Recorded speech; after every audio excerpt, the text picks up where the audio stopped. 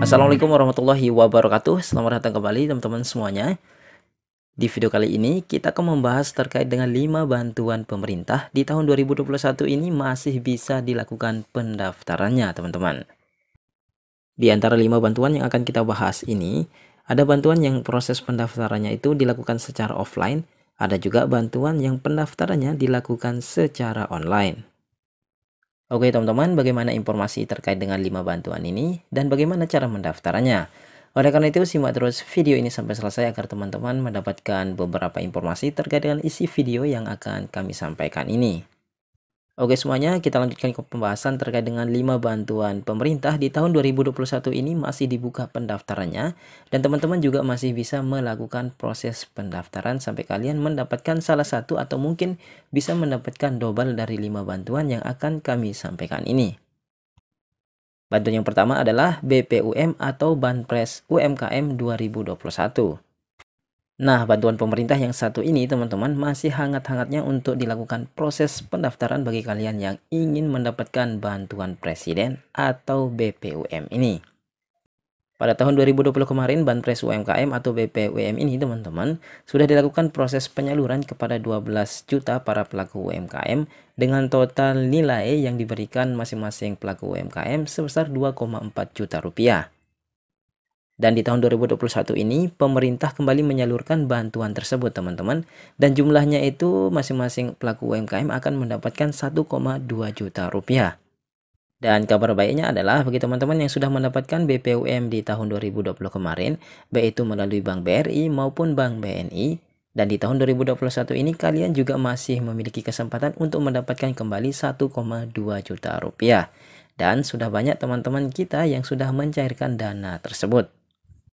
Untuk mendapatkan BPUM di tahun 2021 ini, bagi kalian yang sudah mendapatkan di tahun kemarin, tahun 2020, kalian tidak perlu mendaftar lagi teman-teman. Kalian hanya butuh cek data kalian di e-form.bri.co.id/BPUM bagi teman-teman yang mendapatkan melalui Bank BRI. Dan kemudian, bagi teman-teman yang mendapatkan kemarin melalui Bank BNI, kalian bisa cek data kalian kembali di banpresbpum.co.id. Sekali lagi, melalui BRI bisa di link ini teman-teman, e-form.bri.co.id/BPUM. Dan untuk kalian melalui Bank BNI bisa cek data kalian di banpresbpum.id. Dan kemudian selanjutnya bagi teman-teman yang belum pernah sama sekali mendapatkan BPUM di tahun 2020 kemarin, pada tahun ini kalian bisa melakukan proses pendaftarannya baik itu secara online maupun secara offline. Karena di beberapa daerah ada kebijakan-kebijakan masing-masing teman-teman terkait dengan proses pendaftaran ini. Ada beberapa daerah melakukan proses pendaftaran secara online. Ada beberapa daerah juga melakukan proses pendaftarannya secara offline teman-teman. Akan tetapi alangkah baiknya jika kalian ingin mendaftar BPUM tahun 2021 ini, silahkan langsung saja kalian menuju kantor dinas, koperasi, dan UKM tempat tinggal kalian masing-masing. Sekali lagi, proses pendaftaran ini dan informasi lengkapnya bisa kalian dapatkan di dinas koperasi dan UKM tempat tinggal kalian masing-masing. Karena biasanya di Dinas Koperasi dan UKM itu sudah ditempel berbagai macam persyaratannya, apakah di sana juga proses pendaftarannya secara online maupun secara offline teman-teman. Oke semuanya, bagi kalian yang belum mendaftar BPUM di 2021 ini, silahkan kalian melakukan proses pendaftarannya, karena sebentar lagi proses pendaftarannya akan ditutup di berbagai daerah teman-teman. Kami doakan semoga kalian bisa mendapatkan BPUM tahun 2021 ini. Amin. Kita lanjutkan ke bantuan yang kedua teman-teman, yang masih bisa dilakukan proses pendaftarannya di tahun 2021 ini. Bantuan tersebut adalah Kartu Indonesia Pintar atau Program Indonesia Pintar. Program bantuan pemerintah yang satu ini diusulkan untuk anak sekolah teman-teman, baik itu di tingkat SD, SMP, SMA, ataupun sederajat. Nah, untuk proses pendaftarannya teman-teman wajib dilakukan setiap tahun. Jika tahun ini kalian mendapatkan Program Indonesia Pintar atau KIP, di tahun depan lagi kalian wajib melakukan proses pendaftarannya ulang agar kalian mendapatkan bantuan ini lagi setiap tahunnya. Ada beberapa persyaratan yang perlu teman-teman penuhi untuk mendapatkan program Indonesia Pintar ini teman-teman. Persyaratan yang pertama adalah kalian merupakan keluarga miskin, keluarga tidak mampu, atau keluarga rentan miskin. Kemudian syarat yang kedua adalah harus sudah terdaftar di pendidikan formal seperti SD, SMP, SMA, SMK ataupun sederajat, atau juga bisa terdaftar di sekolah non formal teman-teman seperti PKBM, SKB atau LKP. Kemudian syarat yang keempat adalah mengumpulkan dokumen persyaratan seperti kartu PKH, kemudian kartu keluarga sejahtera ataupun kartu Indonesia Pintar. Kemudian dokumen persyaratan yang perlu kalian kumpulkan juga adalah KTP orang tua dan kartu keluarga. Dan selanjutnya bagaimana cara mendaftarnya teman-teman? Kalian perlu kumpulkan persyaratannya ke pihak sekolah tempat kalian bersekolah masing-masing. Kemudian nanti dari pihak sekolah akan mendaftarkan teman-teman secara online melalui aplikasi Dapodik jika kalian bersekolah di tingkat SD, SMP, SMA, atau SMK. Kemudian di tingkat madrasah nanti kalian akan didaftarkan melalui aplikasi EMIS teman-teman. Dan selanjutnya kalian tinggal menunggu pengumuman apakah kalian itu berhak mendapatkan program Indonesia Pintar ini.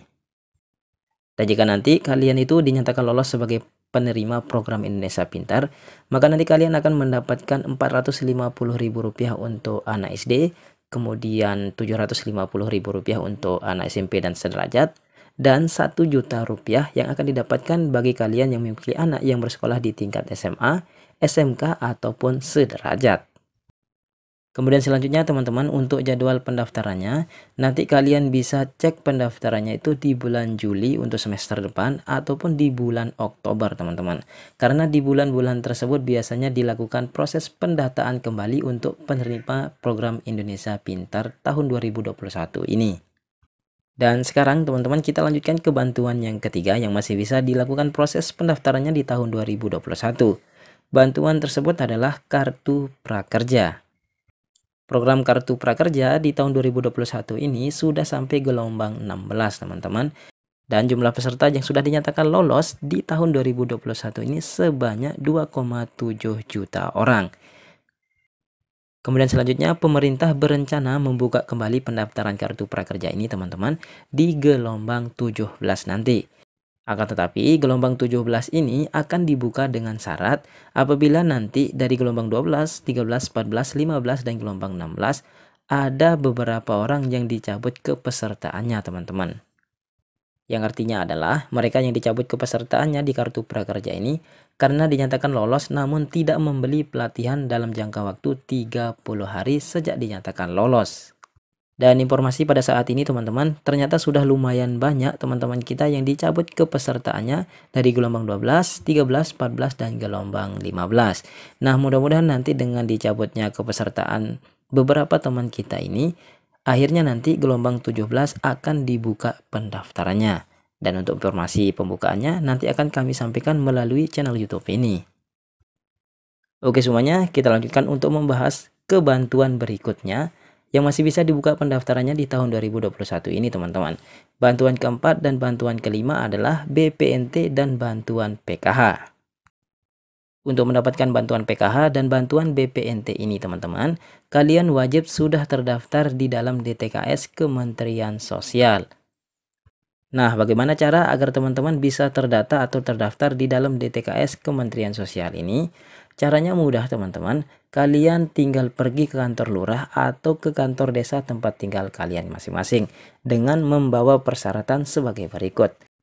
Persyaratan pertama adalah kalian itu merupakan keluarga tidak mampu, keluarga miskin, dan keluarga rentan miskin. Kemudian persyaratan yang kedua adalah kalian wajib memiliki eKTP dan kartu keluarga. Kemudian selanjutnya, jika kalian sudah memiliki dua persyaratan utama tersebut, langkah berikutnya adalah kalian menuju kantor desa atau kantor lurah tempat tinggal kalian masing untuk mendaftarkan diri secara mandiri dan secara langsung. Dan jika nanti pihak desa atau pihak kelurahan menganggap teman-teman itu layak untuk dimasukkan ke dalam data TKS, selanjutnya nanti kalian akan didata di dalam DTKS. Kemudian, jika kalian sudah terdata di dalam DTKS ini, maka nanti kalian itu berhak diusulkan untuk mendapatkan bantuan panganan tunai atau bantuan PKH. Oke semuanya, itu saja informasi dari kami. Semoga bermanfaat, semoga teman-teman tetap sehat dan rezekinya tetap lancar. Assalamualaikum warahmatullahi wabarakatuh.